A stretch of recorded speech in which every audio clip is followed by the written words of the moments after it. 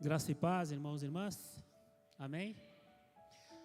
Irmãos e irmãs, nós tivemos, e todo mundo viu as notícias, acompanhou, tivemos intensas chuvas no sul, muita gente foi afetada e ainda está afetada, muitas coisas ainda tem que se resolver lá no sul. Há uma previsão de que, se houver orçamento, se houver dinheiro para investir lá, a reconstrução vai ser coisa de 10 anos. Não é uma coisa que vai se resolver da noite para o dia. 10 anos de muito trabalho, para tudo que se perdeu. Famílias ainda continuam alojadas em lugares que estão providenciando alimento e muitas outras coisas para esses nossos irmãos e irmãs lá do sul. Como eu disse aqui, graças a Deus, a casa da minha mãe não foi afetada. 2 sobrinhos meus foram, perderam algumas coisas. Eles moram perto de um rio que passa lá em Santa Maria, o Vacacaí. Então a água subiu, eles ficaram um bom tempo na casa da minha mãe. E aí voltaram para casa e graças a Deus a igreja lá ajudou, a gente ajudou daqui e as coisas estão caminhando. E nessa situação vivida no sul, muita gente se voluntariou para estar lá. Muita gente se voluntariou para ir ajudar. E a nossa irmã Fabiana foi uma pessoa que esteve lá. E ela vai vir agora dar o seu testemunho sobre o que ela viu, a experiência dela lá. Deus te abençoe, viu? Bom dia, graça e paz. Contar um pouquinho aqui é um desafio, né? Deixa eu vir aqui para cima. Tentar contar um pouquinho do que a gente passou lá, do que a gente viu, né? Uma das coisas que eu tinha preparado uma apresentação de fotos aqui, mas não vai dar para passar. Mas depois eu mando para vocês, eu posso mandar, a gente manda lá no grupo vídeo algumas fotos.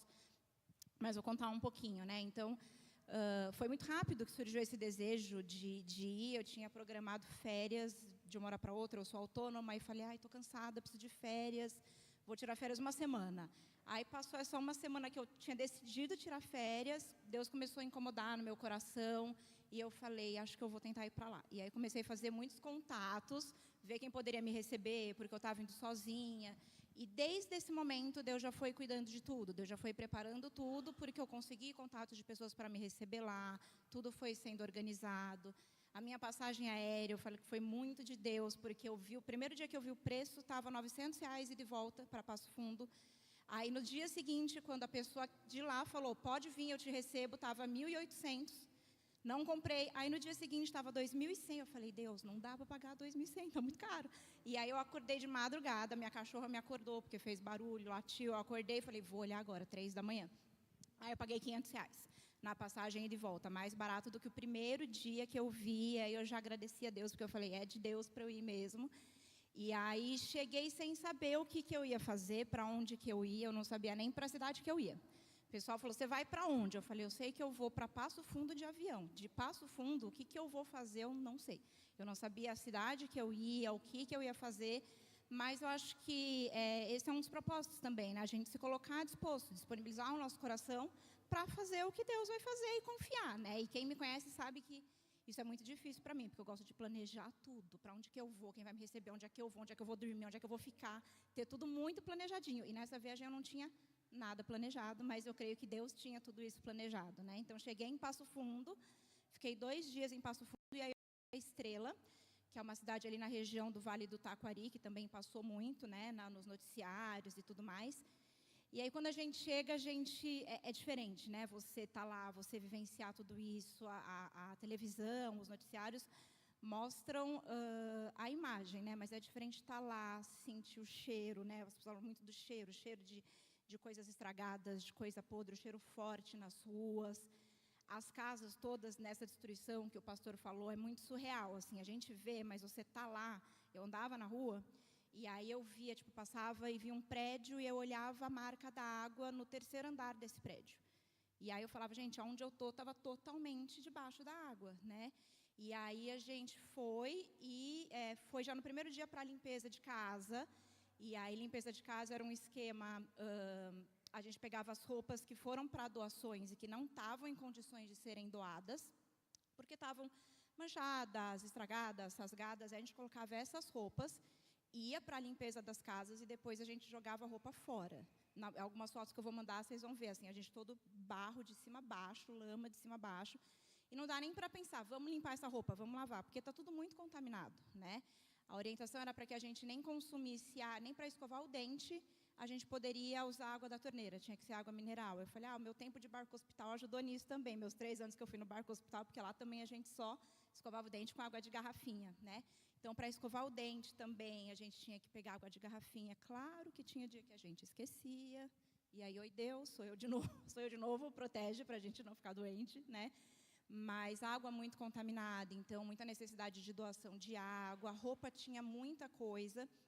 E aí eu fui, 2 dias eu fiz essa parte de limpeza de casas, e Deus direcionava até nessa limpeza, né? Porque o grupinho que eu montei, assim, tinha alguns grupos indo junto, eu fui com o pessoal da Jocum, e tinham alguns grupos que estavam indo juntos, de Jocum de Natal, de Goiânia, e tinham pessoas como eu que foram sozinhas, né? Que não tinham uma equipe, e aí Deus foi juntando essas pessoas e a gente montou a nossa equipe. Então, eu me juntei com um grupinho de mais umas 3 pessoas que foram sozinhas, e aí a gente acordava de manhã, se arrumava, né? Botava essa roupa aí de serviço, galocha, tudo, luva, e aí a gente ia andando pela rua, pedindo para que Deus direcionasse a gente para onde a gente ia, para que casa a gente ia limpar. A gente queria ajudar quem todo mundo está precisando, né? Vai ser estranho essa minha fala, mas sim, quem estivesse precisando mesmo, assim, porque a gente passava em alguns lugares que tinha bastante gente limpando e lugares que não tinha ninguém. E aí, a primeira casa, a gente estava andando na rua, a gente viu um senhorzinho lá no fundo da casa, aí a gente pediu licença, entrou para falar com ele, era um senhorzinho de 68 anos com Parkinson, e ele estava sozinho, pegando, o barro já estava seco, essa altura aqui, assim, de barro duro já, então ele pegava, colocava num carrinho de mão e levava do fundo lá para frente da casa dele, para deixar na rua, para depois a prefeitura passar e tirar. E aí a esposa dele também chegou, fazendo também várias coisas de tirar forro que tinha caído. Então, a gente conversou, perguntou se ele queria ajuda, e aí ele aceitou, e aí a gente passou um dia inteiro ali limpando. Depois, a gente voltou na casa dele num outro dia. Era uma casa de 2 andares. A água passou 3 metros acima do segundo andar, assim, da casa. A casa ficou inteira submersa. Você olha, você não sabe por onde começar. Você fala, o que eu vou fazer, por onde eu começo, porque é muita coisa para fazer, né? Mas aí, de pouquinho em pouquinho, muitos voluntários indo, precisa realmente de muitos voluntários. E eu acho que, assim, o que eu fiquei pensando muito, né, quando eu voltei, a gente vai para ajudar no trabalho braçal, na prática, dessa limpeza, de fazer um pouquinho. Eu contei para todo mundo, eu falava que se alguém fosse nessa casa que a gente limpou, quando a gente foi embora, e olhar e falar, gente, ninguém fez nada, porque é muita coisa. Você tira todo o barro. Teve um dia que eu fiquei com bolha aqui, assim, de tanto ficar com o rodo puxando ali o barro, né? Você tira, daqui a pouco pega um forro que estava meio solto, cai, aí estava cheio de barro em cima, e aí o chão que a gente tinha acabado de limpar estava todo cheio de barro de novo. E aí a gente limpava de novo. Então, são várias etapas de limpeza. Então, quando você termina, a gente falava, gente, parece que ninguém fez nada, mas é porque é muita coisa para fazer. Então, de pouquinho em pouquinho, a gente vai conseguindo ajudar. Então, a gente queria levar essa ajuda braçal mesmo, mas Deus foi abrindo muitas portas também para a gente poder falar do amor dele para as pessoas. Então, a gente via as pessoas muito gratas também, sabe? Eu achei que eu ia encontrar um cenário diferente das pessoas que moram lá. E todos muito gratos. Essa senhora que a gente ajudou a casa, ela, conversando com o vizinho, falou, não dá para a gente ficar aqui parado, sentado, chorando. A gente já teve um momento de chorar, teve esse momento do luto, agora vamos trabalhar, vamos reconstruir, vai dar tudo certo. Então, a gente parava, conversava com as pessoas na rua. Teve um senhorzinho que a gente estava na beira do rio, assim, né? E aí teve um senhorzinho que começou a contar a história da cidade para a gente, a voz dele ficava embargada várias vezes, porque ele contava como era e como que estava, né? E a gente falava, a gente imagina, porque se a gente que está aqui não conhece como era antes, já se entristece, imagina vocês que viam como era antes, né? Que sabiam como era, e agora estão vendo a cidade desse jeito, né? Então, assim, é muito triste, embora todo mundo me pergunta como é que foi, eu falo, gente, foi muito bom. Eu sei que é estranho falar isso numa situação dessa, né? Numa situação de tragédia. Claro que a gente se entristece com as pessoas. Chorei várias vezes quando eu cheguei lá. É muito chocante mesmo, assim. Mas é muito bom você poder ajudar um pouquinho, né? Você poder abrir mão um pouquinho do seu tempo e ajudar o mínimo que seja, né? porque, como o pastor falou, tem muita coisa para ser feita. Fiquei lá 2 dias, tem voluntários, e um dos missionários que estava coordenando o grupo que eu estava está lá desde o começo, agora eles já mudaram, estão em outra cidade, já estão em algumas casas na fase de ajudar na reconstrução, de colocar forro novamente, algumas ainda que precisam de limpeza. Então, tem muita coisa para fazer. Assim, uma coisa que eu queria compartilhar também e agradecer à igreja, a ajuda da igreja, foi que aí, quando eu cheguei lá, eu fui sentindo um pouquinho o que precisava, né? E aí a gente estava vendo que precisava de roupas íntimas, não tinha, né? As pessoas não doam roupas íntimas, então tinha muita dificuldade disso. Então, boa parte da oferta que eu recebi, aí eu fui em uma loja lá, comprei, acabei com o estoque de roupas íntimas da moça, ela ficou feliz também, porque é bom porque você ajuda a economia local, né? E aí acabei com o estoque de roupas íntimas dessa loja, deixei na igreja que estava dando suporte para a gente, para eles fazerem essa doação, então isso foi um direcionamento também que eu dei para as ofertas que eu recebi, para ir para lá, nessa compra de roupas íntimas, homens, mulheres, meias, enfim, tudo isso. E produto de limpeza também, precisava bastante. Eu acho que é isso, assim, eu estou tentando lembrar de alguns pontos mais importantes, mas se deixar, eu vou ficar horas aqui falando. Quem quiser conversar comigo um pouquinho também depois eu vou mandar algumas fotos, mas é isso, foi uma experiência muito boa. Como eu falei, a gente choca, a gente se entristece. A primeira casa que eu vi, assim, quando eu cheguei na cidade, eu olhei um terreno e tinha uma piscina. Uma piscina. Eu achei estranho, eu falei, gente, uma piscina no meio do nada, assim, não tem mais nada em volta, né, só uma piscina. Aí o cara que estava me levando, ele falou assim, é porque a casa estava ali. E aí, não tem mais casa, a casa estava ali, você só vê assim, a base, mas as 4 paredes no chão, e não era casa de madeira, porque tem muitas casas de madeira lá. Essa não era, tem muitas também de concreto, que as 4 paredes foram abaixo. Assim, tem uma foto que eu vou compartilhar, que eu vou mandar para vocês, uma árvore enorme, com uma raiz enorme, e a raiz está em cima da casa. Aí você pensa, gente, como que isso veio parar aqui, né? Então, você vê o lugar, você vê a força que a água veio. Então, é muito impressionante, assim, é surreal ver de perto, mas poder ter essa chance de ouvir as pessoas, de conversar, de ouvir as histórias, de falar que o que a gente falava muito para as pessoas é que a gente com os nossos olhos, a gente não consegue saber quando isso vai passar, quando vai se recuperar e como, né? Como o pastor falou, a previsão é de 10 anos, a gente não sabe, pode ser mais. A gente não consegue saber com os nossos olhos quando vai melhorar, né? Como vai ser feito isso, mas o que a gente falava é que a gente sabe que Deus sabe. Deus sabe como isso vai acontecer, Deus sabe como isso vai ser recuperado, e que por mais que as pessoas tenham perdido muitas coisas, mas que a vida delas está ali, né? Então elas estão vivas para poder reconstruir, e que a gente estava ali, e eles muito gratos. Então a gente vai para levar um pouquinho dessa palavra, para ajudar e para levar amor, e volta cheio de amor também. Eu não queria vir embora. No dia de vir embora, eu estava no aeroporto lá sozinha, assim, parada, chorando, assim, tipo, eu não quero ir embora. E quero voltar também, tem muita coisa para fazer, como eu falei. Peço a oração de vocês, né, para o pessoal de lá, para os voluntários de lá, continuem orando. Se alguém tiver interesse de ir, enfim, pode conversar comigo. E acho que é isso. Mas agradeço a oportunidade, fiquei muito feliz de ir, muito grata a Deus. Falei que foi o trabalho mais sujo e nojento e fedido e estranho que eu fiz na vida, de tirar aquele barro todo. A gente pisava, o barro vinha aqui, assim, né? A gente com a galocha enfiava a perna assim, e o barro vinha aqui. Um cheiro ruim, nojento, mas a gente fazia com alegria, assim, vamos fazer esse trabalho com alegria, e a gente ficava, se deixava, eu estava lá ainda fazendo. Mas eu queria agradecer os pastores, agradecer a igreja pelo envio, pelo suporte, e depois eu mando umas fotinhos e uns vídeos para vocês lá, e quem quiser conversar comigo também, estou à disposição. Obrigado, irmã.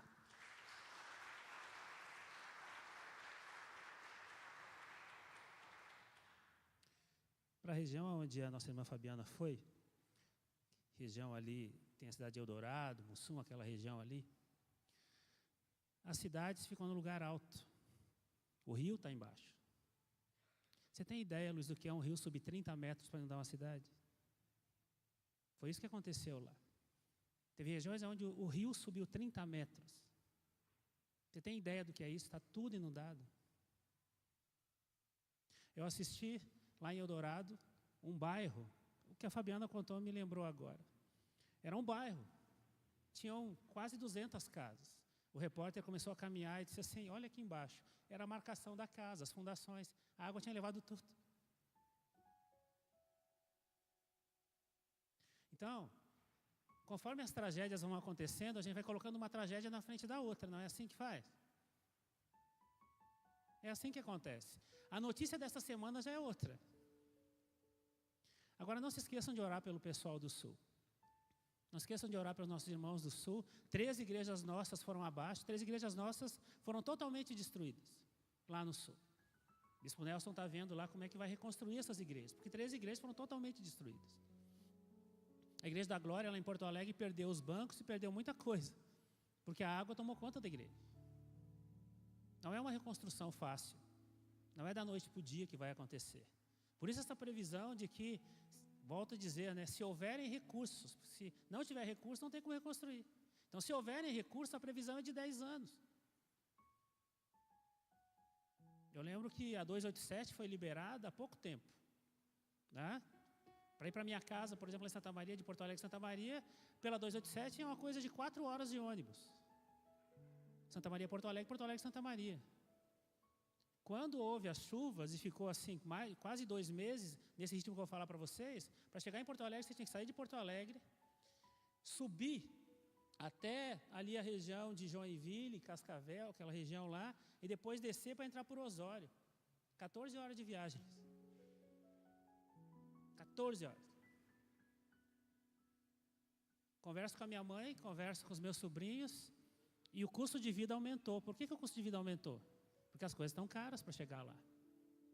Minha mãe diz assim, quanto você está comprando por uma alface aí? Ah, eu pago 4, 5 reais. Pois então, aqui está 8.